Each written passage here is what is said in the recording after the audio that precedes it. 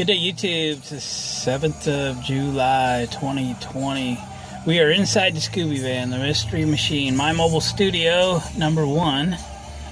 And we're making some changes.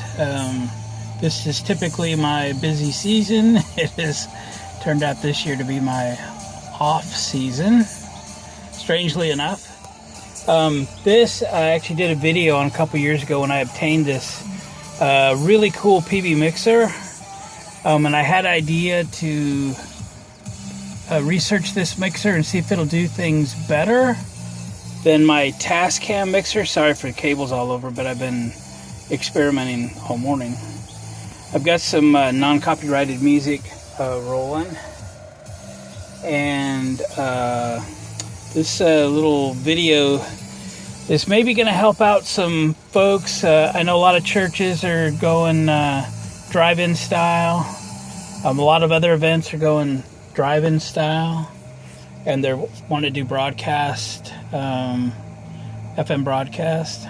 I've been doing it for years. Don't talk to me about FCC rules and all that. I've read the rules. I've made application to be a low-power FM radio station, but as you know, the conglomerates bought them all up. Or as you may not know, do the research on your own and go at your own risk on what kind of power you put out. Those are all those are for you to decide. We'll just talk about how to connect not just a microphone, whether it be corded mic or wireless. Buried here. How about your whole mixer? Why not? Maybe you find a way to social distance your band and bring everybody in to the church, and you still want to run all your front of house, but you want to run FM broadcast as well. How can that be done? Yes, it can be done. I've been doing it for years. I've been doing it for years with this mixer, but this mixer doesn't do everything I wanted it to do in the way I wanted it to do it. And my experiment this morning with this vintage PV, which if you guys know me at all, man, I'm all about vintage PV, all about vintage everything, really. This Tascam 106, I believe, is from 1982. I dig old stuff. My microphone is vintage. That is a Super Pro from Shure. This is the predecessor to the SM58. So vintage, great sound. Vintage, great sound. I love this thing. But I've never had the time to be able to experiment with it and actually get it swapped out. So today's the day. And I'm pretty happy about that.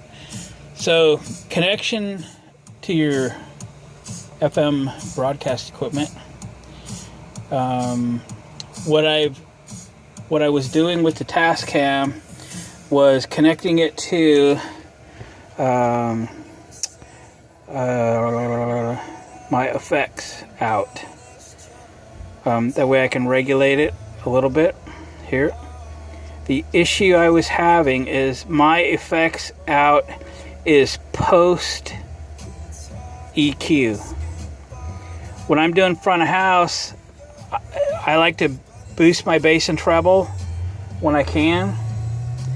But if I boost my bass and treble to my effects out, which I'm limited to how many auxiliary outs I have on this smaller mixer, it overmodulates the bass and the treble, so I have to knock them down. I can't run them at 100%. I actually have to cut them.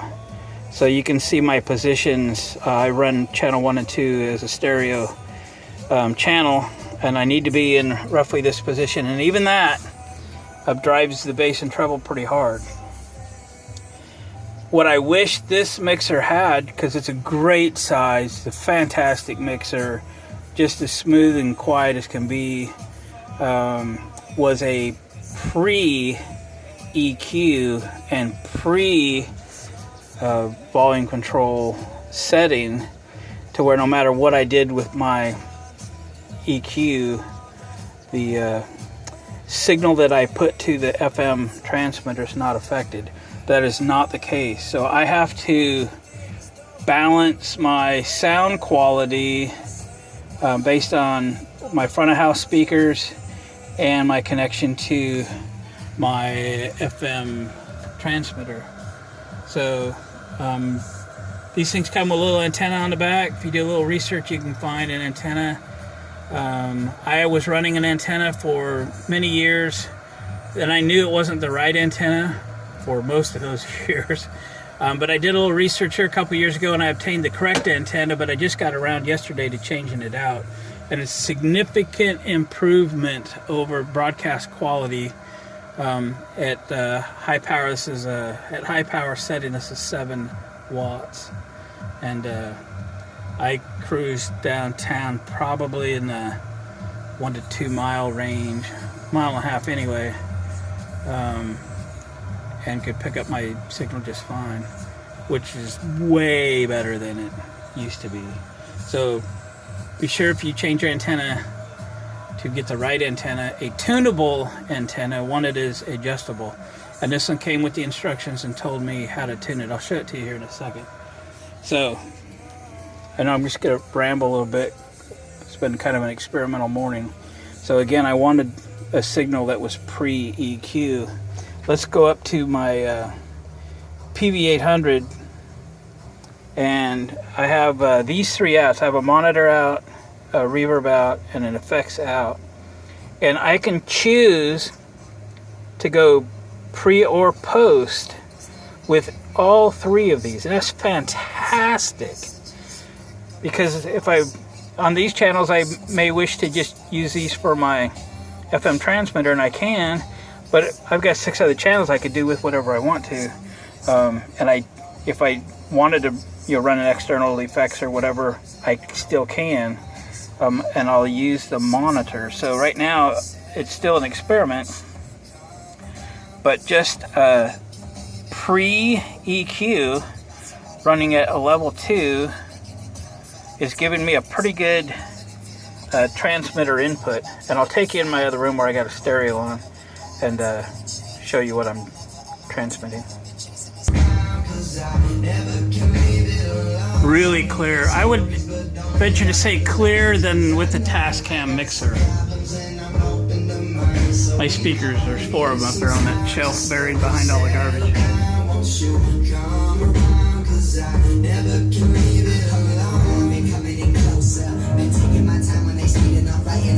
Ooh, look, Blues Brothers.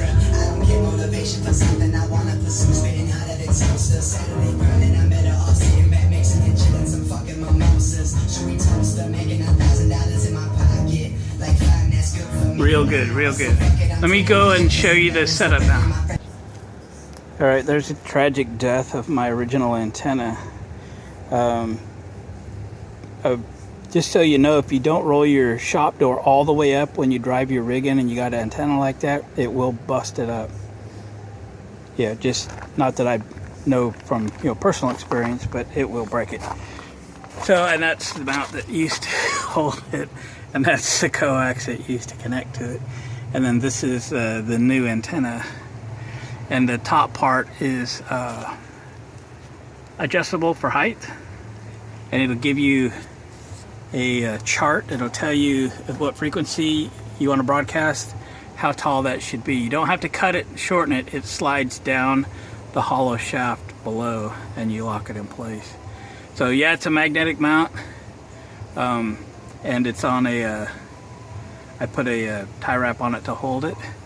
It's probably not the most sturdy mount in the world, but that's the point. If I run it in there, I want the thing to fall off and dangle on the side of the van, not break. The other one's pretty sturdy. All right, let's go over the rest of the setup. So this is a 8-input mixer, which is way more than I need for the van, but we got it. So I have channels 1 and 2 set up with my stereo input left and right. Channel 3 is a corded microphone, and then channel 4 will be my wireless microphone. and then 4 channels will be available for whatever. I sometimes need a tuner in here if I'm broadcasting for like a radio station or something like that. Other than that, it should be fine. Again, my attenuation had to go all the way negative depending on what your mixer has. I have a real opportunity to play now with my enhancing my EQ, my highs and lows. Right now they're set at 0, so they're not cutting or adding, but pretty good sound yet. Turn it up low.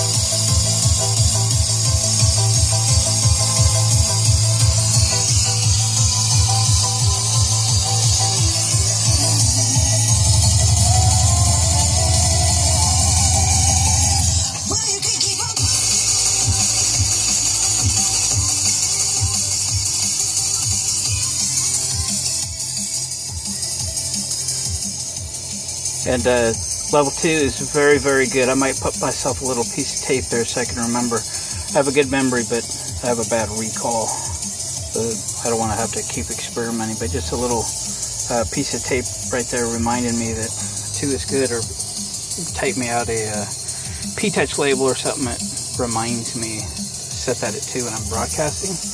And so to get from here, I'm taking a mono signal here off my monitor out. Okay. I'm actually using this 3-wire RCA jack cord. Right now it's kind of coupled together, but and it comes all the way over to this input. You can pick up these FM transmitters pretty reasonable online. I won't put a link because I usually buy on eBay and the auctions only last week, but so there's a place here to plug microphone in. I don't suggest you do that. I suggest you plug your mic into your mixer and mix one signal. And this is about 50% volume. I found that to be good. You can change the volume in which you broadcast it. I suggest you go to a radio station that's playing and kind of get an ear for the volume, and then listen to your station and dial it in about there, because you can make it louder or not as loud, but you're gonna have to gauge that for yourself. I find 50% volume is pretty good. So I ended up getting a antenna with a set of BNC. I then had to get an adapter, which I have to have for the connector on the back. My old antenna had a CB radio coax connection, which is probably one of the clues I should have had. Say it wasn't the right antenna. It didn't hurt the tuner any. It did broadcast. I've used this for years. It just wasn't. It was probably 50% effective, maybe 40. I'm pretty anxious because there's a town that I do car shows in that I really wanted to reach out to the other end of town, and I've never been able to do that successfully, and I've never known why. I might be able to do that. I'd like to drive this van to that town with a radio in my hand, park it where I always park, broadcast, and walk to the other end of town and see how I've done. It might have accomplished the goal. So, what do you think, guys? It's easy enough to plug a microphone into an FM broadcast, but experiment a little bit with your mixer if you want to do multiple microphones, bands, instruments, or other electronic, and then you can mix everything at your mixer console where you're comfortable, and then know that your broadcast is doing just fine. So I hope everybody's staying safe out there. Enjoy your services and social distancing. It gives us audio guys, geeks, kind of an opportunity to expand what we do,